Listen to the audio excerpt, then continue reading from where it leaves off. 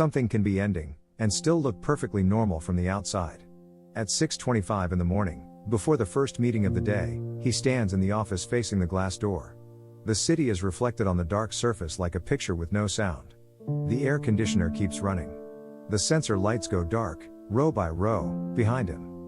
Why can the end of a long season feel so quiet, even when it has carried so much weight? What may be happening is the quiet end of an era. This is a moment when a person is still standing inside a role, but some part of them already feels the distance beginning. In this video, I'll slow it down and name why that feeling can tighten inside, even when no one is pushing, no one is watching, and nothing dramatic is happening. The quiet end of an era is when your life has not fully changed yet, but your inner world already knows that something familiar is leaving. You may still have the title, the office, the meetings, the keycard, the calendar full of names. But the old meaning starts to loosen. It can feel strange because the outside world may not match what is happening inside.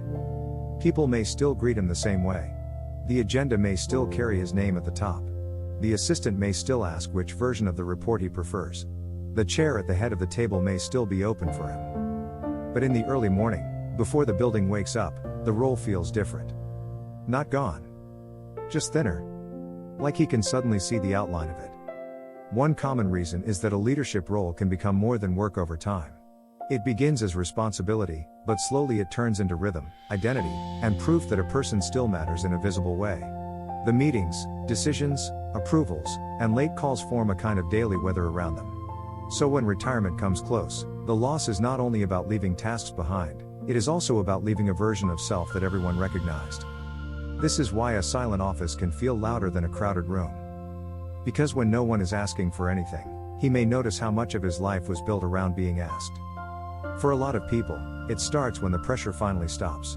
During the busiest years, there may not be room to feel the weight of the role because the day keeps moving. A crisis arrives, a decision is made, a call comes in, someone waits outside the door, and the body learns to keep going.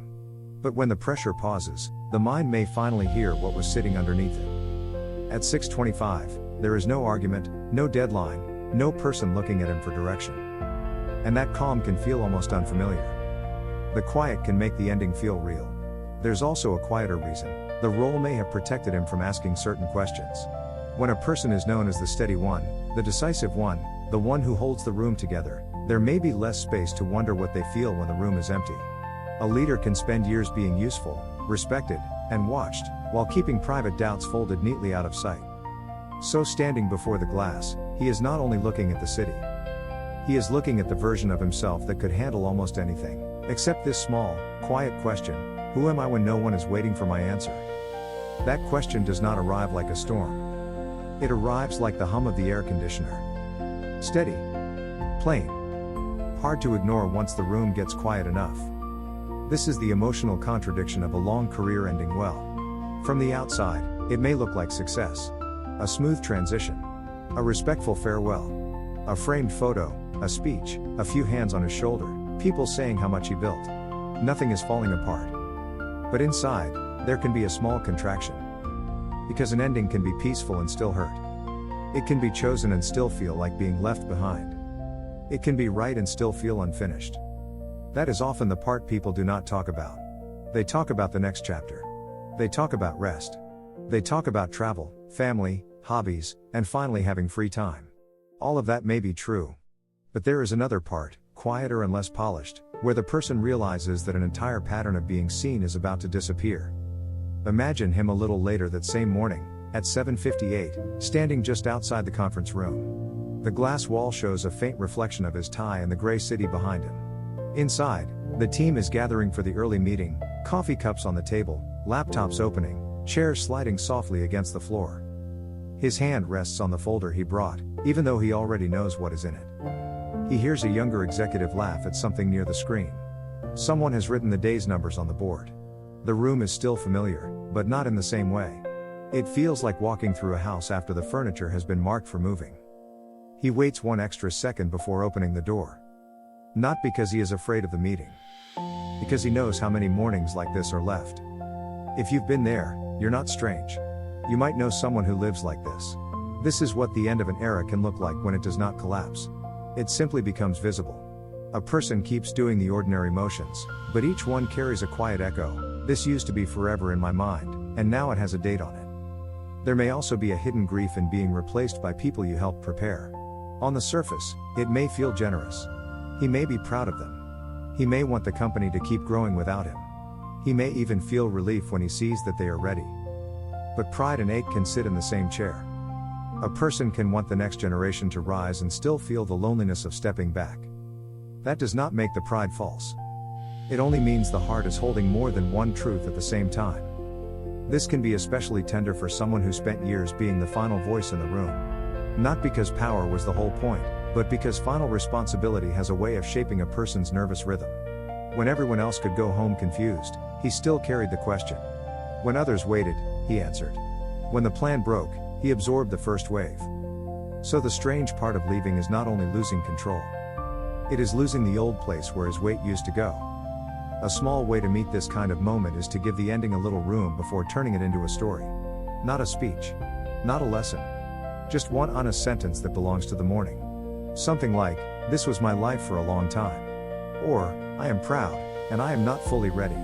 Or, "This room knows a version of me that is leaving." A sentence like that does not solve the ache. It gives it a place to land. Because when a feeling stays unnamed, it can press harder inside the body. But when it has a plain sentence, it often becomes less foggy. The person may still feel the tightness, but it is no longer just a nameless pressure behind the ribs. It has edges now. It can be carried more gently. Another small thing that may help is noticing what remains after the title softens. Not in a grand way. More like taking inventory of ordinary continuities. The way he thinks before making a decision. The care he brings to a room. The patience he gained from hard seasons. The ability to read silence before anyone speaks. Those things may have been shaped by the role, but they are not locked inside the role. They can travel with him. So before the meeting begins, he may look at the glass and quietly separate the office from the person. The office held a chapter. The person lived it. The title organized his days. But it did not contain the whole of him. That difference can matter. Because sometimes an era ends, and the mind treats it like the self is ending with it. But the self is not a calendar invite. It is not a parking space. It is not the nameplate on the door. It is the one who walked through all of it, learned from it, carried it, and now stands at the edge of something quieter. There is one detail people often miss. An ending can feel heavier when it arrives respectfully. When there is no betrayal, no public break, no dramatic failure, the sadness may seem harder to explain. People may say, "This is a good thing." And maybe it is. But good things can still ask for a goodbye. A peaceful ending still leaves an empty space where the old rhythm used to be. That space deserves honesty. Not performance. Not a perfect farewell. Just honesty. Maybe that morning, before he opens the conference room door, he notices the sensor lights behind him fade out completely. For years, the office lit up around his movement. Hallways brightened when he entered. Rooms filled because he arrived. Phones rang because his name was connected to decisions. And now, for a few seconds, he is just a man standing in dim light, listening to the building breathe. There is something tender about that. Not sad in a hopeless way. Just human. This is for people who look steady while standing at the edge of a life they spent years building. The quiet end of an era may not ask for a dramatic reaction. It may only ask to be noticed before the next door opens. And maybe the most honest line is simple: what you built mattered, and you are still here after the building gets quiet.